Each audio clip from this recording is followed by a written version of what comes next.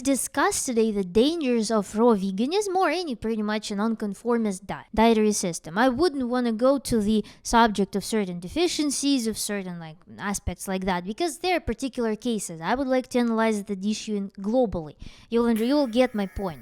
In general, we live in the society that is very bizarre if you look at it, because our society, and the more conservative it is super fixated on food, on dietary habits, on dietary customs. If you go to certain societies and you, for example, do not eat cheese, you will be literally kind of expelled by the etiquette from social life, from certain aspects of social life. If you mix up certain herbs in the dish and you offer it to a person who has certain tradition in their local cuisine, you will be offending a person because you disrespected the customs unknowingly that exist in their culture that is so centered around the cuisine. So I'm not surprised that we live in the world where eating disorders are a thing, because food is literally a huge component of social life to the extent that it becomes obsession. The only thing is that when like billions of people or millions of people obsess over certain dietary system, it is normal. And when there is one person who stops obsessing over that thing, the person starts being attacked. So to me, in general, like looking from the outside of that, having wars, having conflicts around food is a very bizarre phenomenon that I wish would disappear, because it just doesn't make any sense. The more conservative society is, the more conservative the group of people is, the less easy it is, the less possible it is for a person to actually change their dietary habits. So this is the baseline that we live in. And now let's expand a little bit.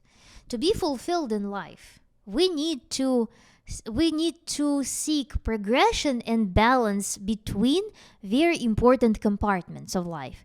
I will list the ones that come to my mind. You can add more in the comments. So first compartment is our relationships with others, our feeling of belonging, having somebody who witnesses your life, having someone to like basically develop through, excel in life, and just feel the connection. Human connection is incredibly important. It's vital for us. It's been proven with studies on babies how connection with others is vital. So we need to, in this compartment, we need to balance our intimate relationships, our relationships with possibly either family members or friends, with certain groups of people. Find some community, some society in which we feel like at home, in which we can learn different patterns, in which we can harvest information for our development. So it is a very vital thing to be able to connect with others. This is what compartment number one. Then there is another compartment, which is incredibly important as well. It is our self-realization, because I believe that nature doesn't tolerate things that don't work.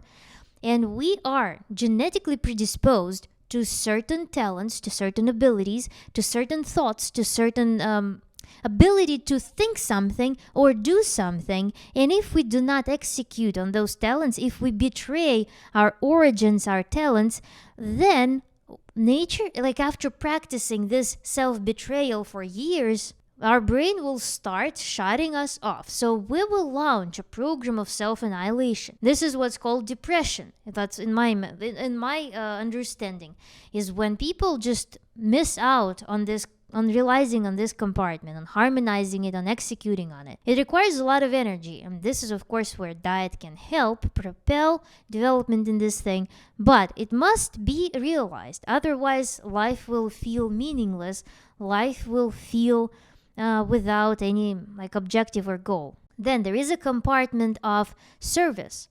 What do you do? Because what do you do to others? What do you do to the community? Because we grow and progress by shedding off our expertise, by shedding off our knowledge, our resources to others who are rid of those things or have less of those.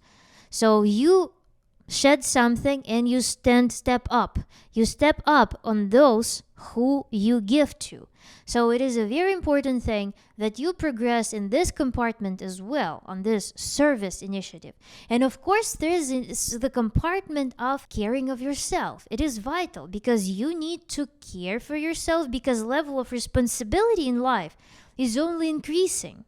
You grow as an individual, you start possessing more resources, you start being able to give more to the world, and as you do that, you need to have sufficient level of energy, and of course, like our cellular reserve is only so much, and becomes harder and harder depending on how you treat your body to exercise to be successful in the other compartments. So we need this solo activity on taking care of yourself, and this is where the diet, where the self hygiene, where certain intellectual enrichment comes into play. And then there is of course the spiritual compartment. By spiritual I mean anything that gives you understanding of the importance of all other compartments as well. So where you seek the meaning, where you seek the feeling of connection, connectedness, where you feel not lost, where you do some work and you build your system of morals basically to guide yourself, because otherwise you will become very dispersed and you will not be able to stick to a certain path in life. So for just efficiency's sake, it's very important to excel in the spiritual realm as well. So those are the examples of compartments that I find very, very important. But what happens in the society? Many people will do what? For example, they have problem with relationships. They have some conflict, some resistance there.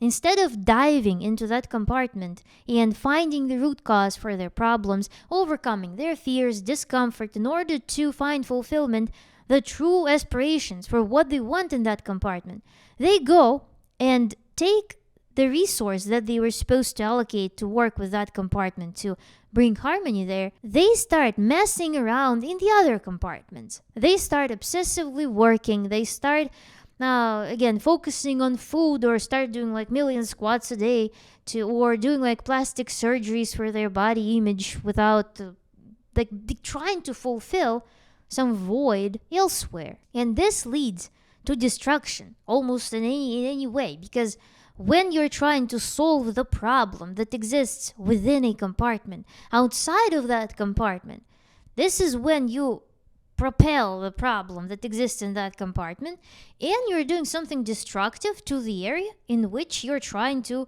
realize it in. So, for example, again, if you become a workaholic, eventually you'll just start hating your work, because it robbed you of everything. It robs you of everything, and you no longer feel fulfillment. You cannot feel fulfillment when you don't cover your basic needs that exist in all of those compartments.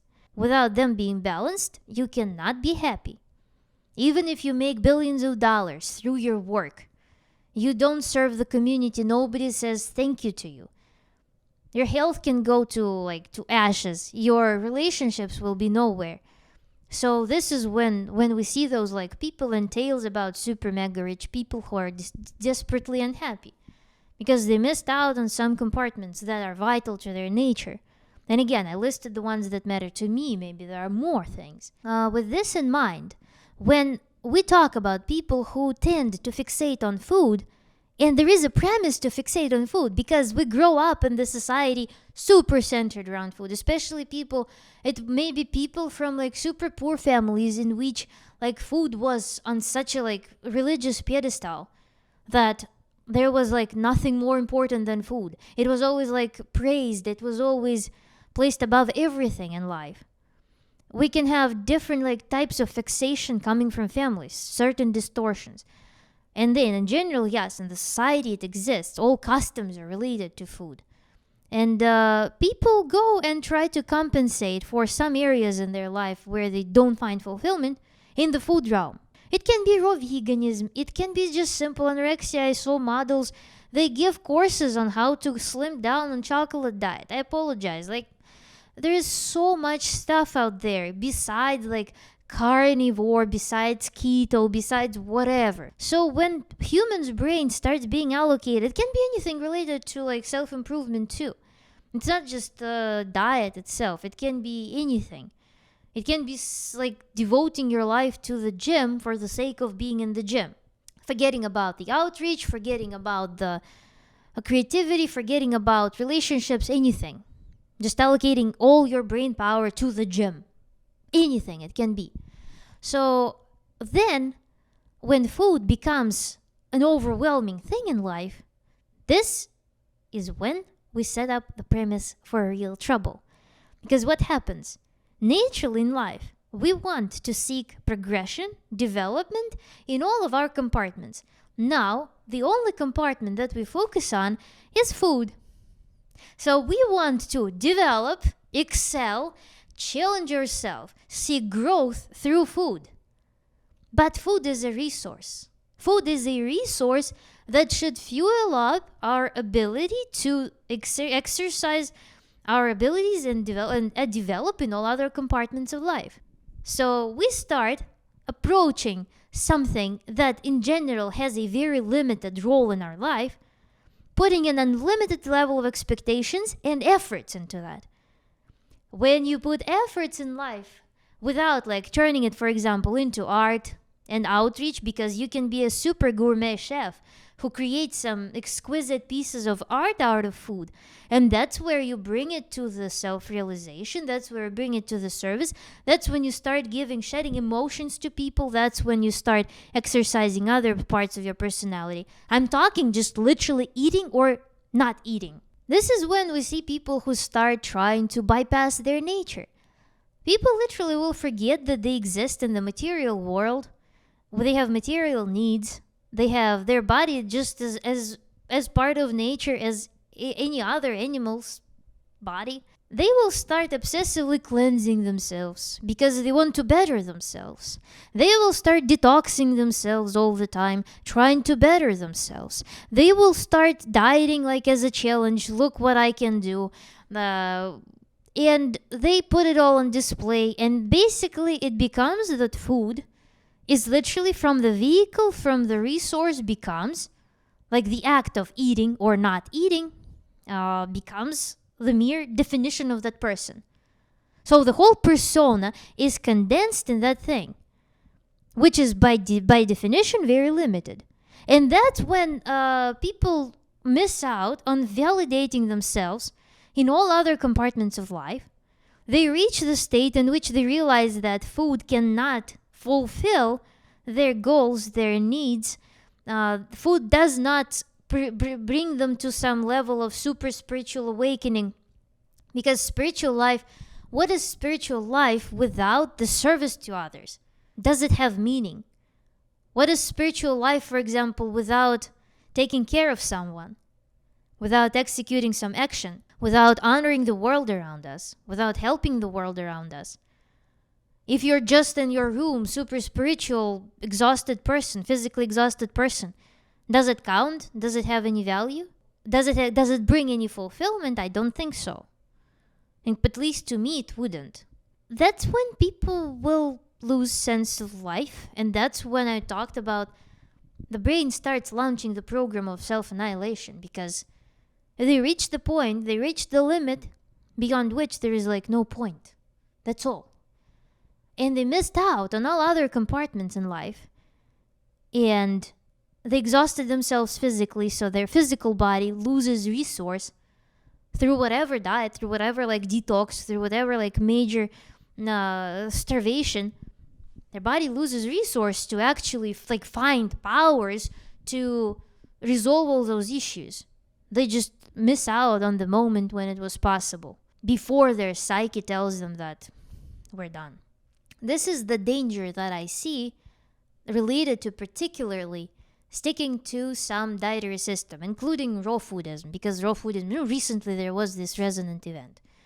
In general, veganism have always been like bashed for their lives, their choices, so it's a pretty mainstream thing, mainstream narrative. So, but it can be any dietary system that can lead people to that. It can be any habit. It can be anything that takes away person from their development in everything that is vital for us as humans.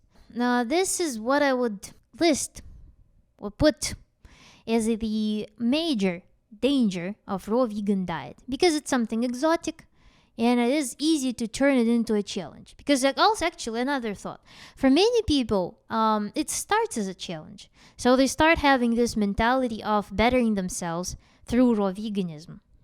And because sometimes they see like some impressive results early on when they go through the phase of adaptation, and then suddenly they like become super slim, super active, super energetic, and then again there is a huge temptation to take it as a goal in life. So yeah, it's really easy to just stand on the rails of bettering self through raw veganism. And you just open the internet, there will be so many programs of detoxifying self. There will be some like powders, juices, enemas, everything. Wash away your sorrow, basically. And if you don't have mechanisms to resolve problems in other areas of your life, it is super easy to just try solving all the problems with like cleansing yourself all the time. And this is what I believe is a risk factor for people who typically like they become hermits, they go away from society, they give up on their like creativity, or they don't develop in it enough, they don't challenge themselves, they kind of give up on the world. And this is why they choose, I believe that they choose to gradually terminate their life by doing all those destructive things. So this was my commentary on the why raw vegans tend to, some of them, just go downhill and choose not so good destiny for themselves through this diet, seemingly. I hope you enjoyed it. Please agree, disagree, express your opinion in the comment below, like and subscribe. Thank you.